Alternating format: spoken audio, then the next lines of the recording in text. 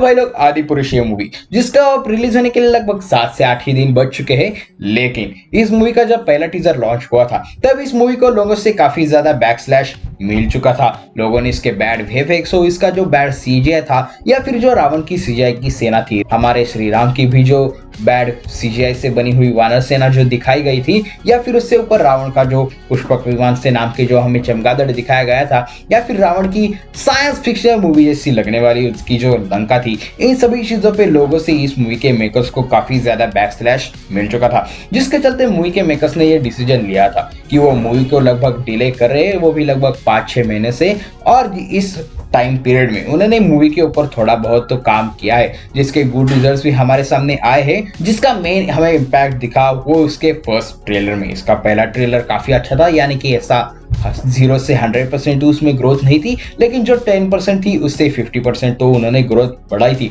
जिसके चलते उनको ट्रेलर के ऊपर काफी अच्छा गुड रिस्पांस मिला था, जिससे इंस्पायर होकर उन्होंने इस मूवी का अगला ट्रेलर भी निकाला, उसके ऊपर भी उनको अच्छा खासा गुड रिस्पांस मिला। इन दोनों ट्रेलर ने मूवी के बारे में जो बैड इंप्रेशन लोगों के माइंड में बना था उसे पूरी तरह से नहीं, लेकिन उसे काफी हद तक उन्होंने कम कर दिया था। लोगों के मन में इस मूवी के लिए उन्होंने गुड इंप्रेशन बनाना चालू कर दिया था।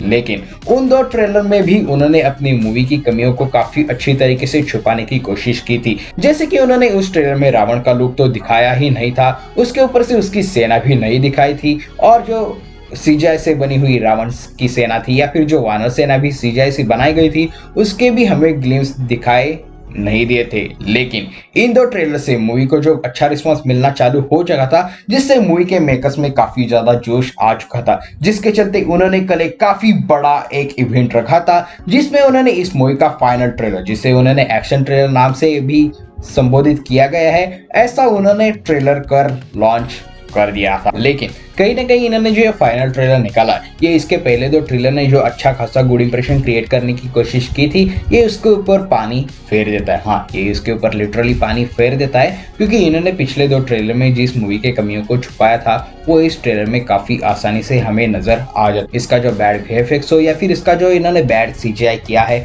ये हमें आसानी से नजर आ जाता है। या फिर इन्होंने जो रावण की लंका के ऊपर जो इन्होंने टेक लिया है, ये काफी डिसअपॉइंट कर देने वाला है। और अगर तुम सोचते होगे कि सभी लोग इस मूवी को इतना ज्यादा हार्श ट्रीट क्यों कर रहे हैं, क्योंकि देखो इस मूवी का बजट अगर 100-200 मिलियन होता तो इससे कोई इतना हार्श ट्रीट ही नहीं करता। लेकिन इस मूवी का बजट लगभग 600 मिलियन हो चुका है, और मूवी के मेकर्स के पास करने के लिए कुछ ज्यादा चीजें भी नहीं थी। उनके पास स्टोरी क्रिएट थी, कैरेक्टर्स के लुक्स तैयार थे, उनको बस उस लुक्स में सभी एक्टर्स को डालना था, और एक अच्छा खासा तो नहीं, लेकिन एक ढंग के वीएफएक्स के साथ अगर हमें दिखा देते तो भी लोगों को चल जाता। लेकिन उन्होंने इसमें भी क्रिएटिव लिबर्टी का यूज किया है, और उन्होंने जो इसके यूज किया है ये काफी डिसअपॉइंट लग रहा है। और अब देखो, इसके जो पहले दो ट्रेलर इन्होंने निकाले थे वो भी इतने अच्छे हमें क्यों लग रहे थे, क्योंकि इसमें इन्होंने मूवी की जो बैड वीएफएक्स या फिर सीजीआई थी, या फिर मूवी की जो कमियां थी, जैसे कि रावण की लंका हो, उसका वो चमगादड़ हो, या फिर उसके जो सेना थी,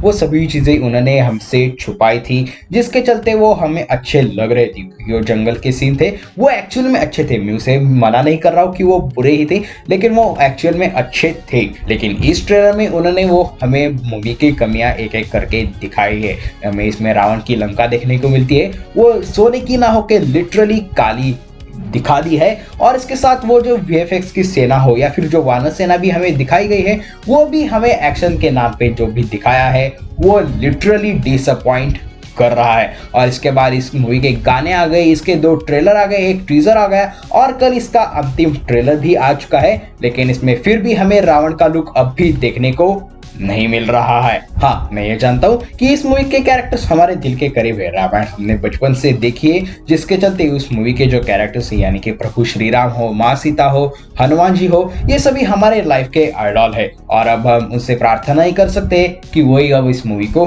बचा ले।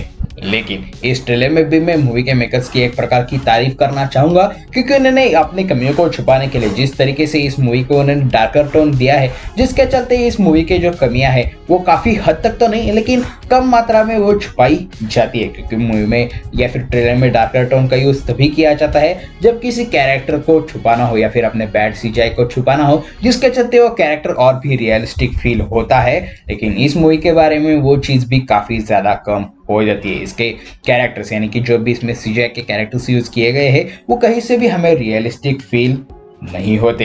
हालांकि मैं ऐसा नहीं कहूंगा कि ये ट्रेलर पूरा का पूरा ही डिसअपॉइंट कर देता है। ट्रेलर के कुछ शॉट्स काफी अच्छे थे। वो रावण जब सीता माँ का अपहरण करने के लिए आता है वो सीन देखने में काफी तगड़ा लगता है, लेकिन उसके बाद ये ट्रेलर काफी डिसअपॉइंट कर देता है। वेल, हम ये बात जानते हैं कि ये मूवी बिजनेस तो काफी अच्छा करने वाली है, और ये बात भी हम चाहते हैं कि इसके गाने काफी तगड़े, ये हमें लिटरली गूज़बम्प्स दे जाते हैं, लेकिन इसके सीजीआई और वीएफएक्स काफी ज्यादा डिसअपॉइंट कर देते हैं। वेल, तुमने अगर ट्रेलर देखा है तो तुमको कैसा लगा ये मुझे नीचे कमेंट सेक्शन में बता देना। और इन्हीं सारी बातों के साथ हम इस वीडियो को यहीं पे रैप अप कर देते हैं। अगर आपको ये वीडियो अच्छी लगे तो इसे लाइक कर देना, अपने दोस्तों के साथ शेयर करना मत भूलना, और हाँ, चैनल को सब्सक्राइब कर लेना। और मैं मिलता हूँ आपको अगली वीडियो में, लेकिन तब तक के लिए देखते रहिए वाइल्ड वाई एसजे टीवी।